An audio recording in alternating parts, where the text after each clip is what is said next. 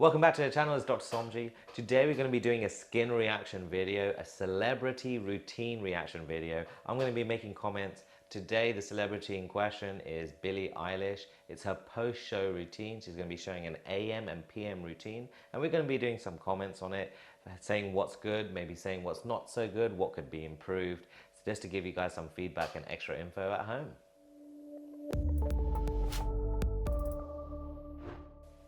Okay. I am Billie, and I am going to show you guys my post-show nighttime bedtime beauty routine. Just got off stage, so let's do it. First step, this bad boy. So this is always a really important first step, is to put a headband on. This is an interesting color of a headband, but it's really good that she's getting all of those stray hairs out of the way, exposing the face, but also the hairline as well. So you may want to go a little bit further back because a lot of dirt and debris gets stuck in the hairline, especially if you've been putting on things like setting sprays, dry shampoo. So she's starting to use face wipes. So they're vegan, cruelty-free, soft and gentle makeup remover. Generally, I don't recommend using face wipes, mainly because they don't clean well enough, but she may just be taking excess off. So later on, we might be able to see if she actually does wash the face a lot more. Face wipes generally are not great, obviously, for the environment. They've got to be obviously biodegradable. These particular wipes don't have anything kind of nasty in them at all. They've got some plant extracts there that will help calm the skin down, as well as things to help with the skin barrier, such as kernel oil as well. So it's water-based, so let's see if she does use some good cleansers afterwards. But generally, if you double cleanse, you'll probably get rid of most of the makeup, and that's going to be the important thing that we always talk about. And my skin had a complete transformation when I started using Viva products. So she's had a skincare routine since 12, which is actually pretty impressive, actually. So the sooner you start the skincare, the better. I mean, people start skincare once they reach adolescence or they have acne.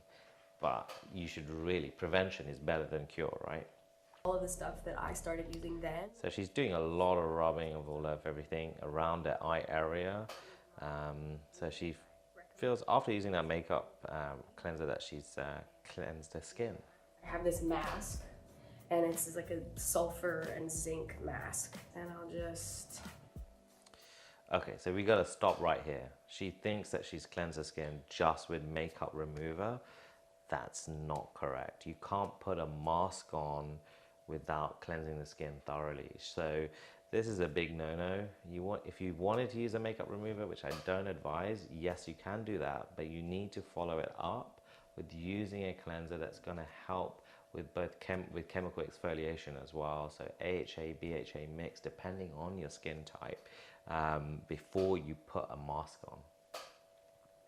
And when I eat gluten, my skin gets really bad. So she's applying the mask. One of the things that we need to know is that now she's using the mask on her skin, but has she washed her hands before applying that mask and before putting it in to the pot as well? The mask doesn't have an air container, so unfortunately, there could be bacteria building up in that area, and also it doesn't look like she's washed her hands. So if you're acne prone and you haven't washed your hands before you're applying anything on the skin, you're going to be increasing the bacteria load within that area, and you can actually sometimes get a bad bacterial infection as well.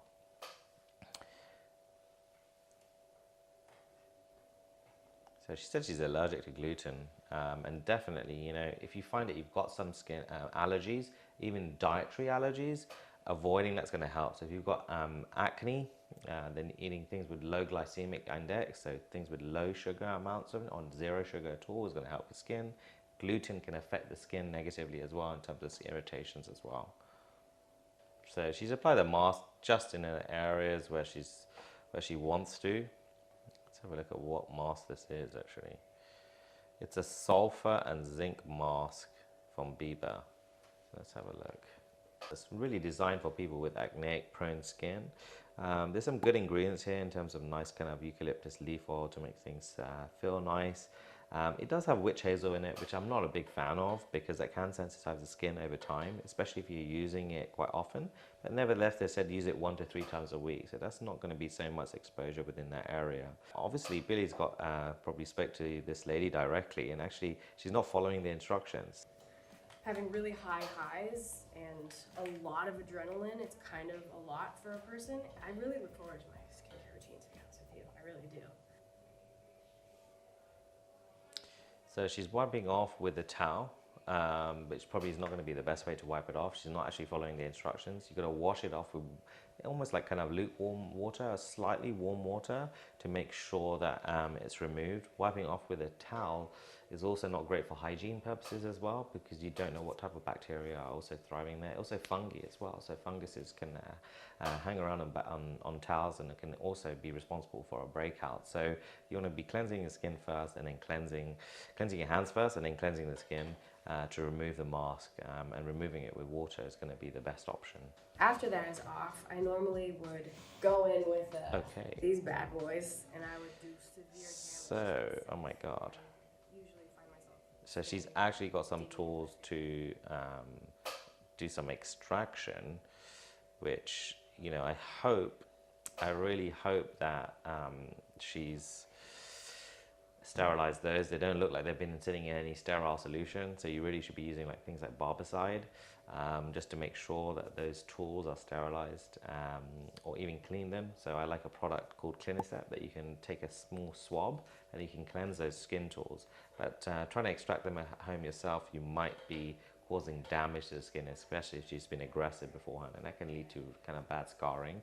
So here we go. Oh my God, finally, she's using a mandelic acid cleansing gel, which actually seems like an interesting formulation, because I like mandelic acid, especially for sensitive skin types.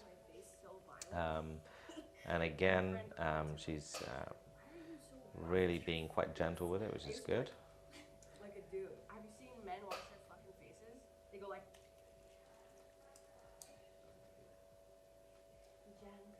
It would be good to see a little bit more cleansing in the neck area, in front of the ears, behind the ears, and into the hairline as well. Cold water. Don't use warm water. Don't use hot water. Use cold water. So she's washed with some cold water. You know, washing with cold water or lukewarm water really doesn't matter too much. Obviously, not washing with too hot water. That can also damage the skin barrier. That's what she's actually referring to. I use these little face wipes. So she's using reusable wipes, which is great for the environment, but obviously the first product that she used isn't, so kind of balances out, I guess. But I think it's a nice idea, especially if you want to use that. She's now toning. Like about that much. You don't need much. So this is a toner that she's using. If you're looking at the website, it's a glycolic acid lactic toner. So this has got a mixture of different acids in there. So if you suffer from acne, for example, as well as maybe some light pigmentation, it can be quite nice. Glycolic acid for darker skin types, you have to be a little bit careful just because of irritation and pigmentation. But it really doesn't contain anything that's so drying, and it's kind of a nice formulation. I don't like the witch hazel in the products. I think over time that can be sensitizing, but I think that's an ongoing stream of the range. About that much. You don't need much. So she's applied the toner and she's cleansing the skin. And now she's going to use their moisturizer. So it's called the Daily Moisturizer. Takes 2 pumps. She needs to spread it pretty much a little bit more evenly, but she believes that the moisturizer has really changed her life. And if you look at it, it's got a lot of great things for the skin barrier. So it's more than likely that if she had skin problems beforehand, it's because she probably have a compromised skin barrier. So you've got the caprylic triglycerides, squalane in there, which are great formulations, great ingredients for the formulations, cetyl alcohol, sorbitol. You've got the aloe vera in there as well. some ascorbic acid, so some vitamin C, as well as some hyaluronic acid as well. So this is more like a skin barrier cream. It's not going to change your skin, but it's going to make sure that the skin functions a lot better, and that you'll probably be less risk of any breakouts. After that, she's layering it with what's called the cream barrier. So this is more kind of barrier stuff that's on the cream, so more barrier stuff that's there. So again, this is a thicker cream that's there.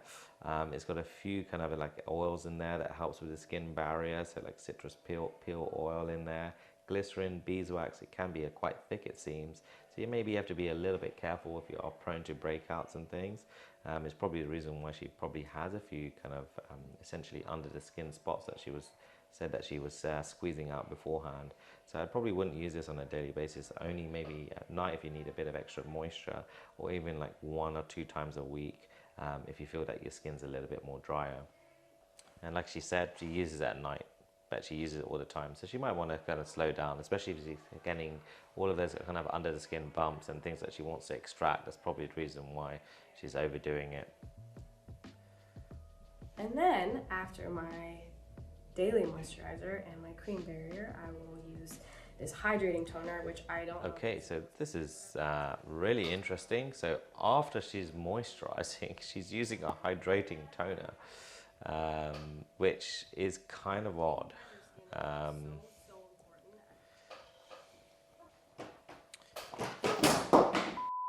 Looking at the formulation, this is going to be a little bit more of a kind of freshening thing that you could probably use halfway through the day. You probably don't need to use immediately after applying such a thick cream, because you're going to be essentially loading up the skin with excessive, like essentially the same ingredients. So it's probably not required. It's probably something that she can probably keep in her bag and then apply halfway through the day, for instance. So she's combing her hair out. Obviously, it's probably not a good idea to let the loose hair on the skin, especially after you've cleansed it semi-thoroughly. Randomly in my life been a thing that I change a lot, and I've had many different hair colors since I was like 10. I didn't even know that was a part of me. Like, I just did it. I never thought, ooh, I want hair to be the thing that I do. Also, my Important that she talks about hair, because hair and skin go hand in hand. like grab a Manic Panic blue from CVS and like throw it on my hair. They didn't care at the time, so I felt really comfortable in that, and I just like loved it so much. So dyeing hair, as we know, so many times, especially bleaching, can damage the hair. So things like Keravive are great treatments that you can have in clinic to help with the keratin. She's put the toner on, but there's no SPF, so I imagine is this the nighttime routine or the daytime routine? But if it's the nighttime routine, it's probably fine not to put the SPF on if you're going to go to sleep. But if it's daytime, then you're putting all these lovely ingredients on, but they're not going to be protected, and that's the most important ingredient. What I like to do at night is use this Olaplex number 6.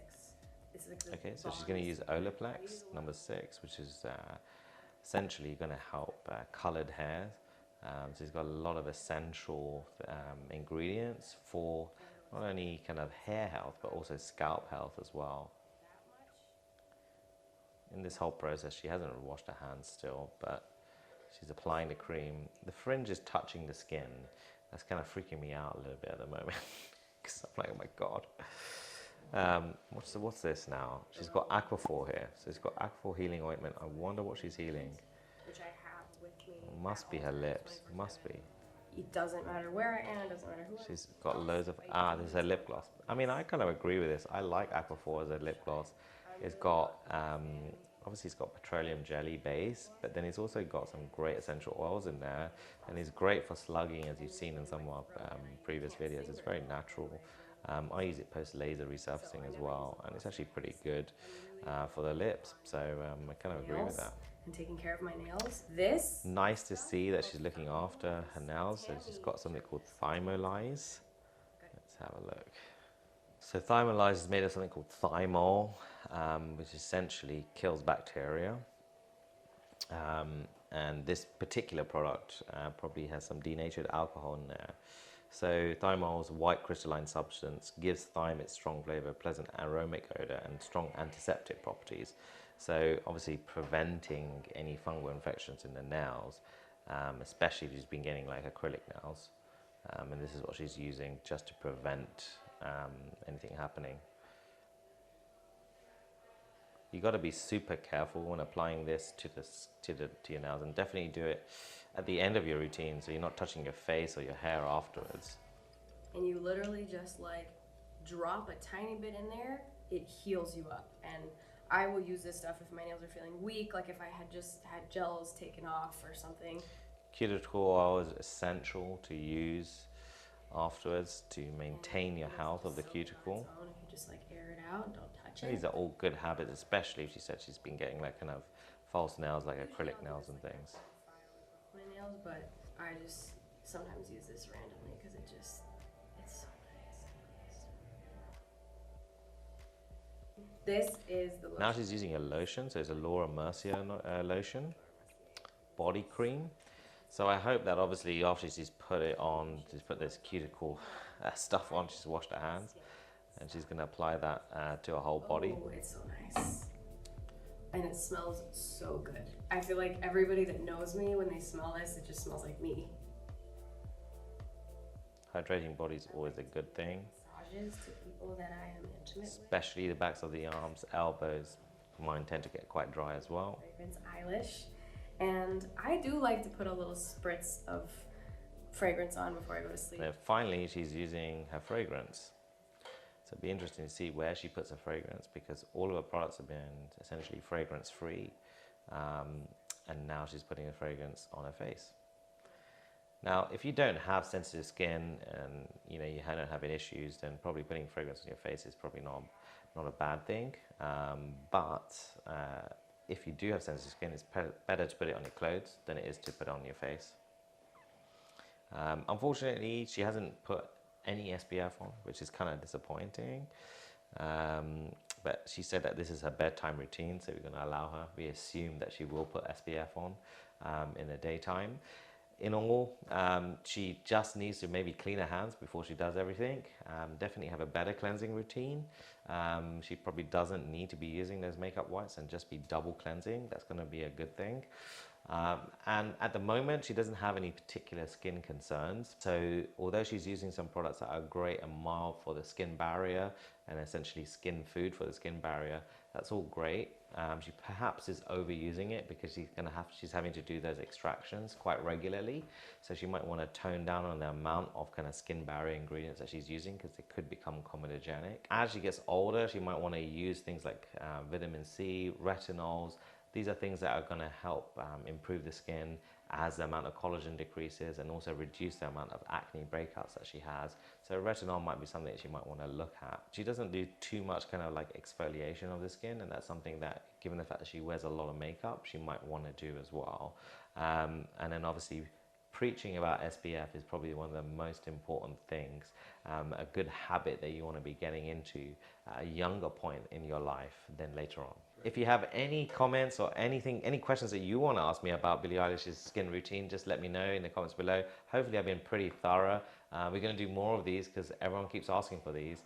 So if you've got any suggestions of what you want me to review, then just let me know in the comments below. And if you click subscribe, you'll be the first to know when it comes out.